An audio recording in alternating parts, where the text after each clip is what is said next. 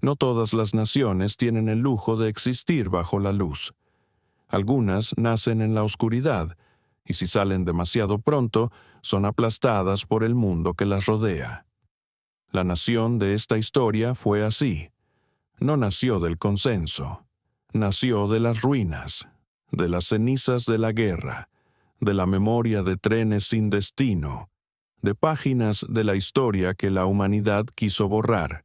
Cuando el mapa del mundo fue redibujado, solo se les concedió una pequeña franja de tierra, rodeada de odio, sospechas y juramentos abiertos de exterminio. Cada día que pasaba era una prueba, no una prueba económica ni política, sino una prueba de existencia. Ellos sabían que si flaqueaban un solo instante, si daban un paso en falso, desaparecerían del mapa. No haría falta una guerra total. Bastarían el aislamiento prolongado, la amenaza constante y el silencio de las grandes potencias.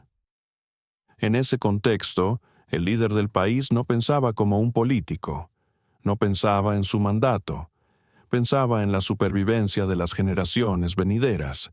Comprendía una verdad fundamental: el mundo no recompensa la moral, recompensa la preparación.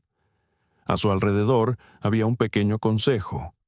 No eran hombres de discursos públicos, sino mentes que vivían entre datos, riesgos y los peores escenarios del futuro. Personas que comprendían que, si no creaban un escudo invisible lo suficientemente poderoso, un día ya no habría nada que proteger. Y el problema no era el ejército. Los ejércitos se pueden desgastar. El verdadero asunto era lo que había detrás del ejército. Un poder que no necesitaba ser usado. Su sola existencia bastaba para que cualquier enemigo dudara, reconsiderara, temblara en silencio. Pero ese poder nunca se entrega gratis. No tenían recursos, no tenían apoyo público, no tenían una red internacional fuerte. Solo tenían una cosa: el tiempo se estaba acabando. Mientras tanto, más allá de sus fronteras, se firmaban tratados internacionales, se formaban alianzas y se establecían nuevas reglas destinadas a controlar precisamente aquello que ellos necesitaban con más urgencia. Vía legal, casi inexistente. Vía ilegal, casi un suicidio, si eran descubiertos. Cada noche, las reuniones se llevaban a cabo en salas sin ventanas, sin grabadoras, sin testigos, solo mapas extendidos sobre la mesa, números reflejados en cristales y preguntas que nadie se atrevía a decir en voz alta. Si no hacemos nada, ¿qué ocurrirá dentro de 10 años? ¿Y en 20? ¿Y para entonces, quedará alguien aquí para responder? Eso ya no era política. Eso era supervivencia. Y fue precisamente en ese momento cuando todos los caminos oficiales comenzaban a cerrarse, cuando cada puerta diplomática se clausuraba con excusas elegantes, que un pensamiento empezó a formarse en aquella sala. Un pensamiento que nadie se atrevía a pronunciar, demasiado peligroso para admitirlo, demasiado audaz para escribirlo, una idea susurrada como un pecado, pero con el rostro de la salvación. Y desde ese instante, el destino de la operación cambió para siempre.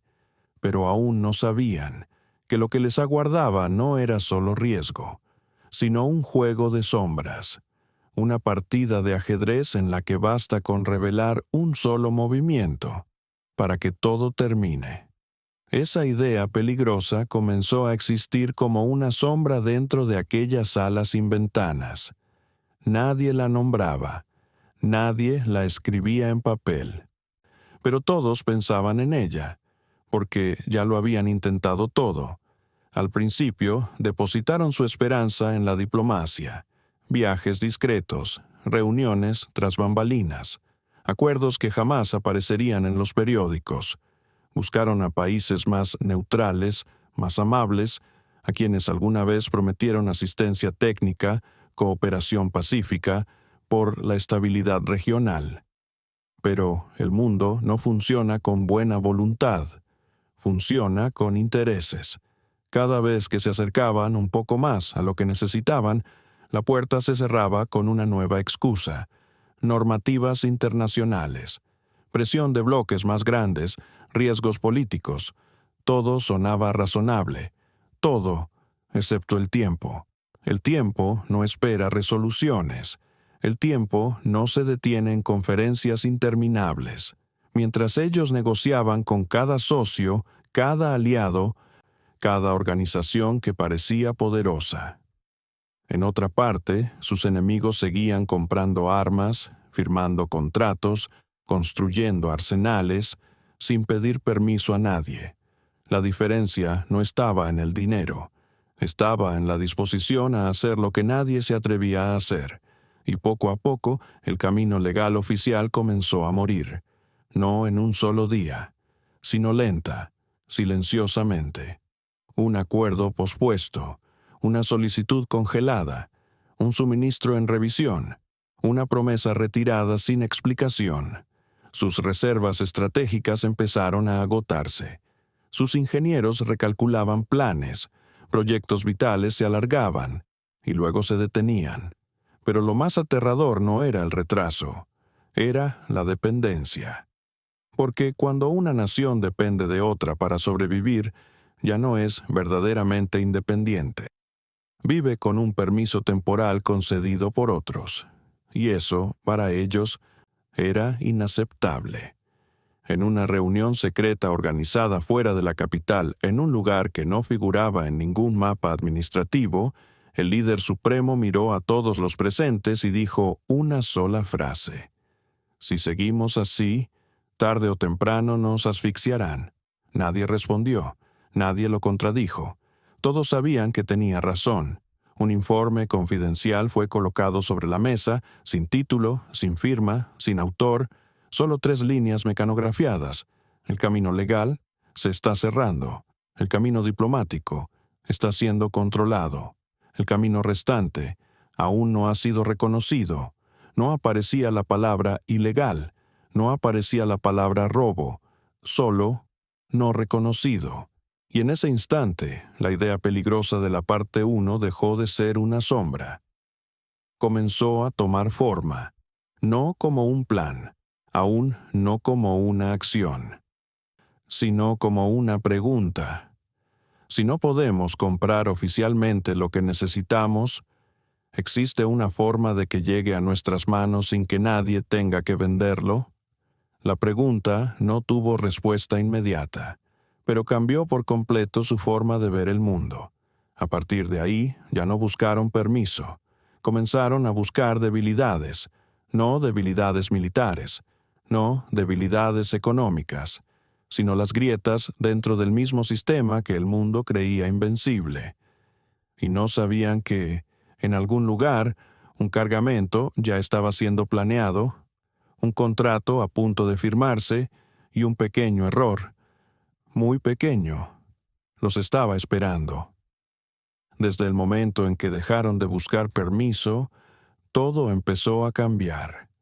Ya no miraban el mundo a través de discursos oficiales, lo observaban a través de contratos, horarios de transporte, buques que cruzaban los océanos sin que nadie realmente les prestara atención. Porque el mundo moderno no funciona con palabras, funciona con cadenas de suministro, y toda cadena de suministro, por compleja que sea, siempre tiene una fisura. Se abrió otra sala, sin placas, sin logotipos, sin títulos, solo mapas, pantallas y flujos de datos en movimiento constante. Allí, personas que nunca aparecían en televisión, que nunca firmaban documentos oficiales, que nunca estrechaban la mano de jefes de Estado, comenzaron a trabajar. Ellos no leían las noticias, leían datos logísticos. Desde los grandes puertos de Europa, cargamentos estratégicos salían cada día. No eran armas, no eran dinero, sino cosas a las que pocos prestaban atención, pero que eran la base del poder moderno: metales raros, combustible estratégico, materiales especiales, y entre miles de envíos mensuales, hubo uno que los hizo detenerse, no porque fuera demasiado grande, no porque fuera demasiado pequeño, sino porque era demasiado normal. Un lote registrado como material industrial de bajo nivel de riesgo, sin escolta militar, sin seguridad especial, solo con trámites administrativos estándar. Pero ellos no leían documentos como lo hace la gente común. Ellos leían entre líneas. Peso, demasiado alto para una demanda normal. Tipo de material, claramente estratégico. Empresa receptora, con historial débil en controles internos. Compañía transportista, subcontratada. Todo era legal. Y precisamente eso era el problema. Porque el sistema más grande de la humanidad se basa en una creencia simple. Si algo es legal, ya nadie lo cuestiona. Comenzaron a profundizar, no en la superficie, sino detrás de ella. Empresas interpuestas, capas de intermediarios, entidades legales extendidas por múltiples países, una red compleja diseñada para que nadie pudiera controlarlo todo. Pero esa misma complejidad generaba el fallo, porque cuando la responsabilidad se fragmenta, nadie es realmente responsable. Un experto en logística apoyó su mano sobre la ruta del mapa y murmuró: «Aquí, nadie está observando todo el recorrido». Un especialista legal añadió: «Solo revisan tramos aislados, nunca verifican la cadena completa». Y otro, que había permanecido en silencio todo el tiempo, lanzó una pregunta que parecía absurda. Si algo no desaparece, sino que simplemente cambia de lugar, ¿eso se considera una pérdida? La sala quedó en silencio, no porque la pregunta fuera profunda, sino porque todos entendían su verdadero significado. La idea comenzó a tomar forma con más claridad.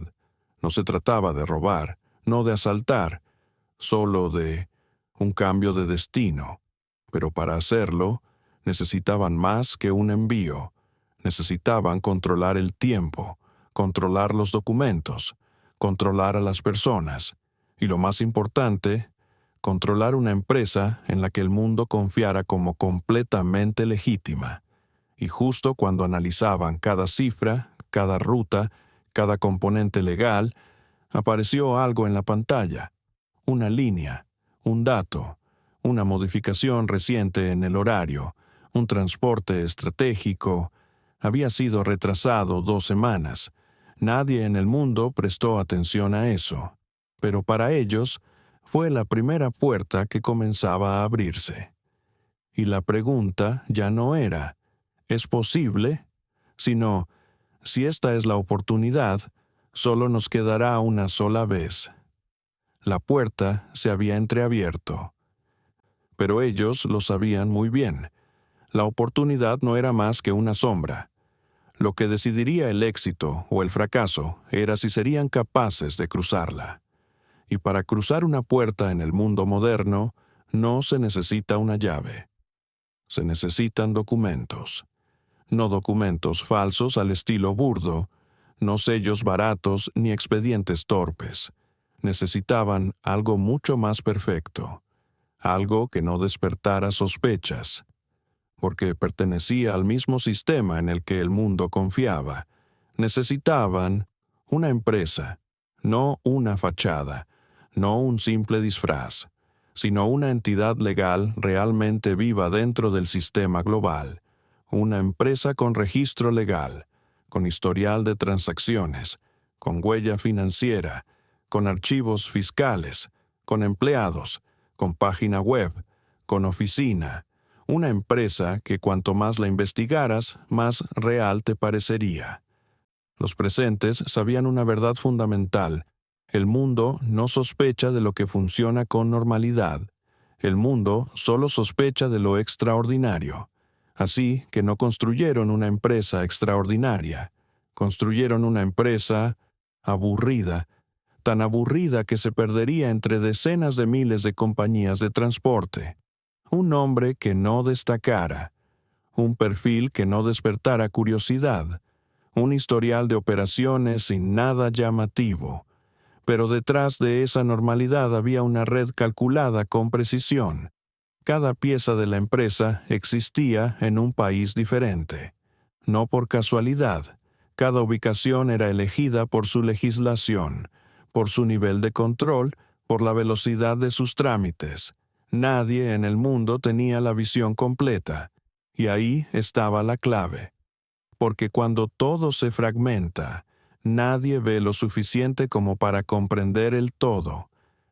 Las cuentas financieras operaban como cualquier negocio legítimo, sin grandes sumas, solo flujos constantes, pequeños, sin despertar alertas. Cada cifra estaba diseñada para no crear anomalías en los sistemas de vigilancia financiera internacional. Contrataron personas reales, no actores, no espías evidentes, sino trabajadores comunes, contables, administrativos, coordinadores logísticos, personas a las que nunca se les decía toda la verdad. Y precisamente por eso, eran totalmente creíbles, porque nadie actúa con más naturalidad que quien no sabe que está dentro de una obra. En paralelo, otro grupo trabajaba con algo aún más delicado: la imagen de la empresa en los sistemas internacionales, en las bases de datos comerciales, en la percepción de posibles socios. No necesitaban fama, solo familiaridad. Y paso a paso, día tras día, documento tras documento, transacción tras transacción, esa empresa se integró en la corriente comercial global como un flujo silencioso, sin provocar ninguna onda, hasta que apareció una notificación en una plataforma internacional de licitaciones de transporte, un cargamento, una ruta, una solicitud aparentemente común, pero para ellos era el envío que habían estado esperando, sin prisas, sin dramatismo, solo las condiciones correctas, en el momento exacto, y justo cuando ellos ya estaban preparados.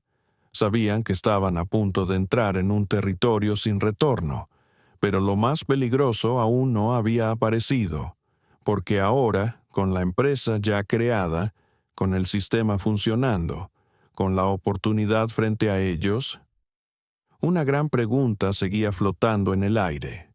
¿Quién operaría realmente el barco? Y si, entre las personas que habían contratado, había alguien que no pertenecía a ellos, el barco final ya había sido elegido, no porque fuera el más rápido, no porque fuera el más grande, sino porque era el menos notado.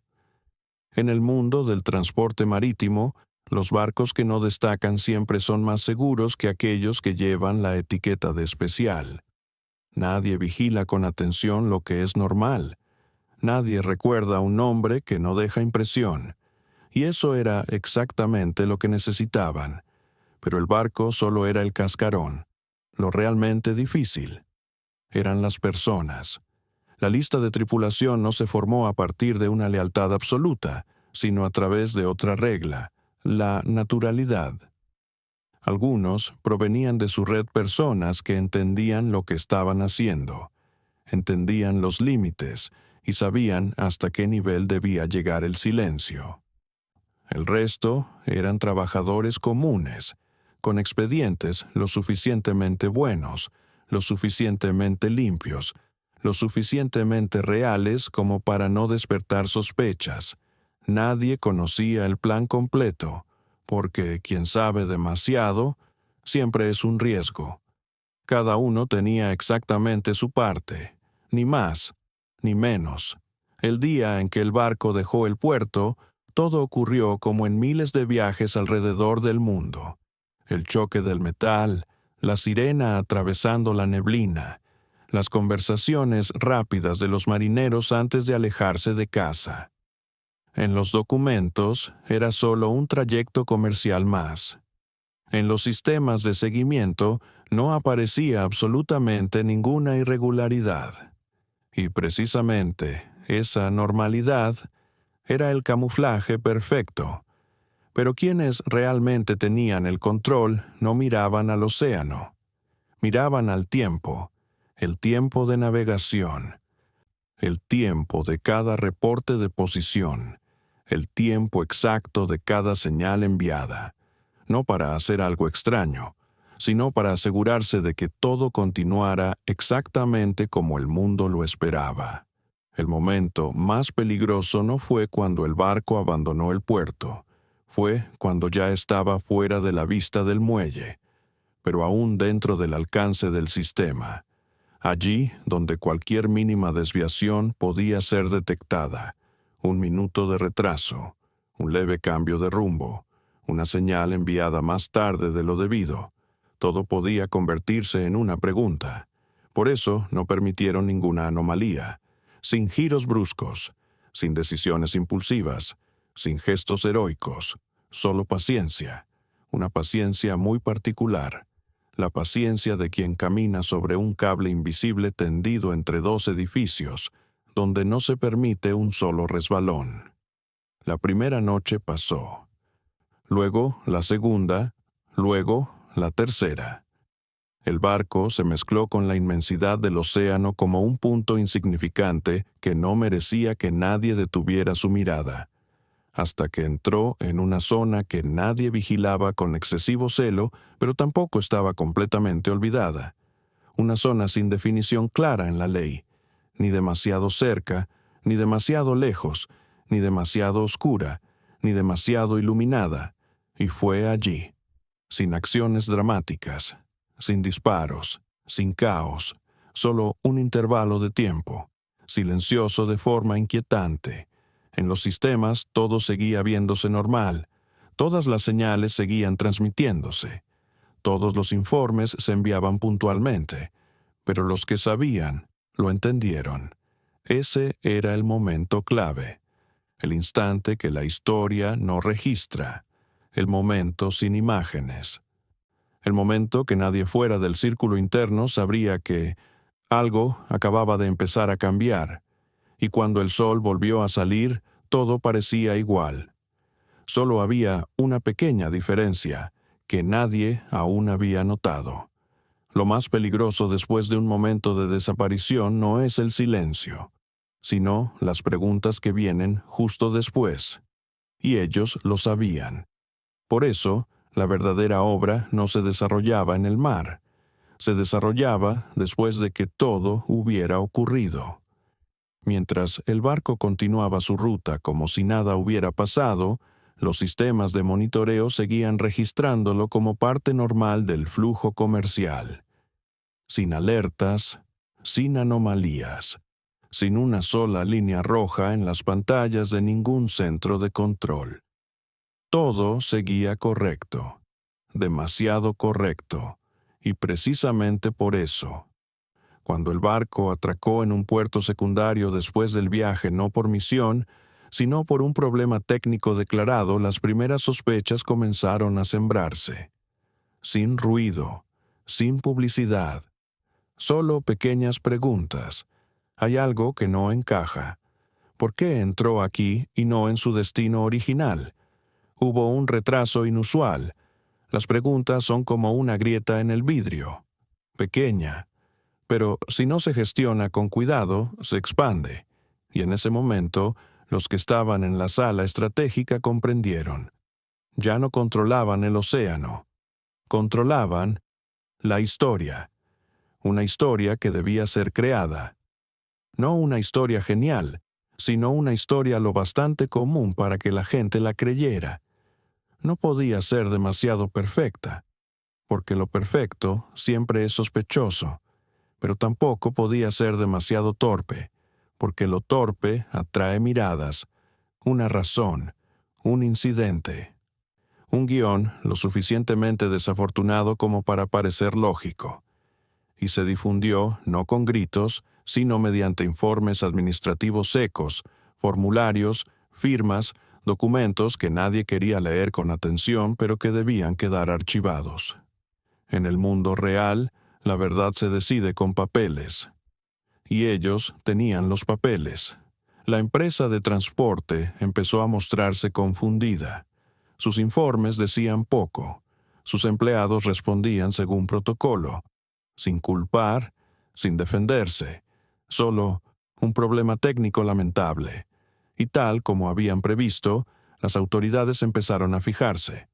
Primero, técnicos de bajo nivel, luego jefes de área, después unidades internas de investigación. Pero lo más peligroso no era que los investigaran, era cómo los investigaban. La información no llegaba de un solo lado, venía de múltiples frentes.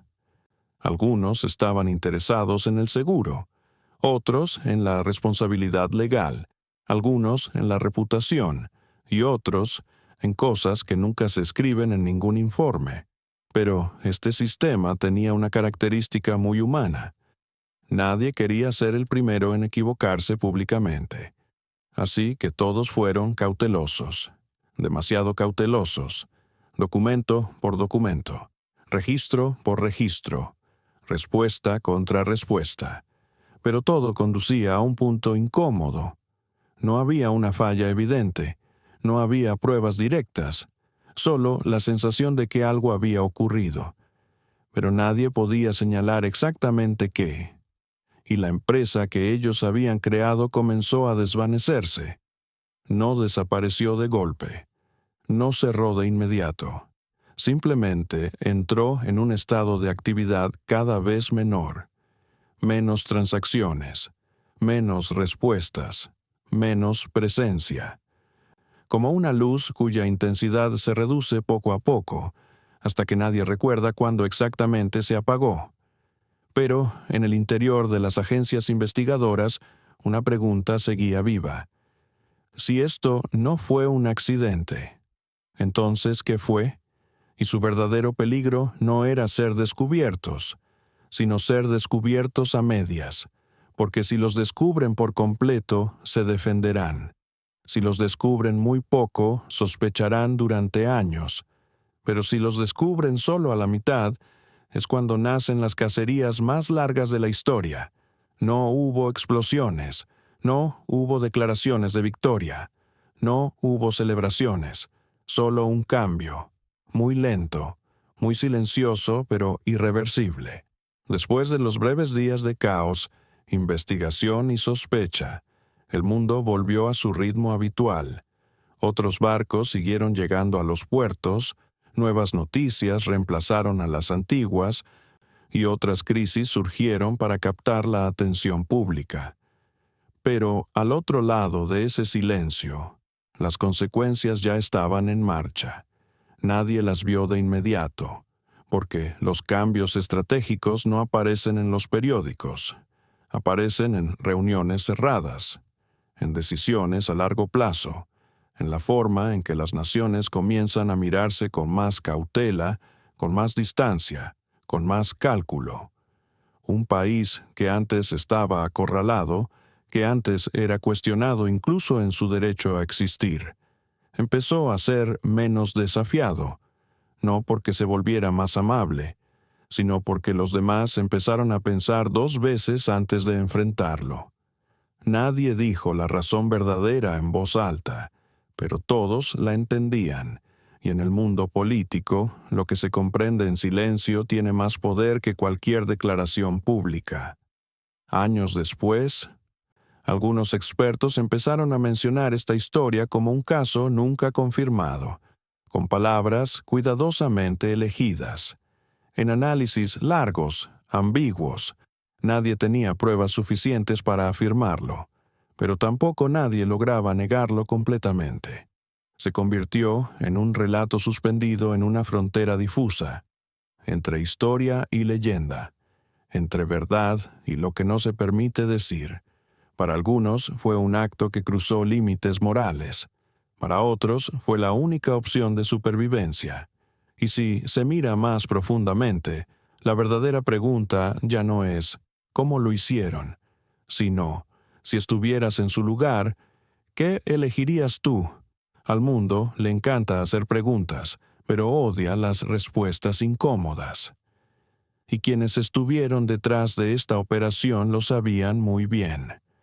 No buscaban reconocimiento, no buscaban perdón, porque para ellos lo único que importaba era el resultado, un país que aún existe, un nuevo equilibrio establecido, un mensaje silencioso enviado a quienes eran capaces de entender que en un mundo donde las reglas las escriben los poderosos, los débiles solo tienen dos opciones: aceptar su destino o escribir su propio camino de una forma que nadie quiere ver.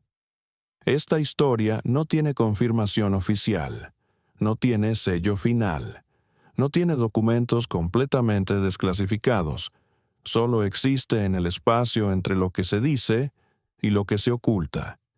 Y tal vez por eso sigue siendo recordada. No porque fuera ruidosa, sino porque fue demasiado silenciosa. No porque alguien se jactara, sino porque nadie se atreve a admitirlo. Y en algún lugar, dentro del flujo invisible de archivos cerrados, informes enterrados en cajones profundos y nombres que nunca aparecerán en papel. Hay una verdad que aún permanece suspendida. En los momentos más tensos de la historia, las cosas que cambian el mundo rara vez nacen de la luz. Hay operaciones que no necesitan disparos, no necesitan victorias proclamadas, pero cambian por completo la forma en que funciona el mundo. La historia que acabas de escuchar no trata solo de un plan secreto. Trataba de una elección de supervivencia en momentos en los que la moral, la ley y el instinto humano chocan entre sí. Algunos lo llaman un crimen, otros lo llaman una obra maestra estratégica, y hay quienes dicen que nunca debió existir. Pero la verdad es esta: el mundo en que vivimos hoy ha sido construido sobre decisiones que jamás vimos con nuestros propios ojos. Y si tú estuvieras al borde de la supervivencia como ellos, ¿elegirías permanecer en silencio y desaparecer lentamente, o entrar en la oscuridad para proteger tu existencia? Déjanos tu opinión en los comentarios. ¿Crees que fue una necesidad o un límite que nunca debió cruzarse? Y si quieres descubrir más historias que la historia oficial no quiere que veas, suscríbete al canal, porque los próximos secretos no siempre serán iluminados.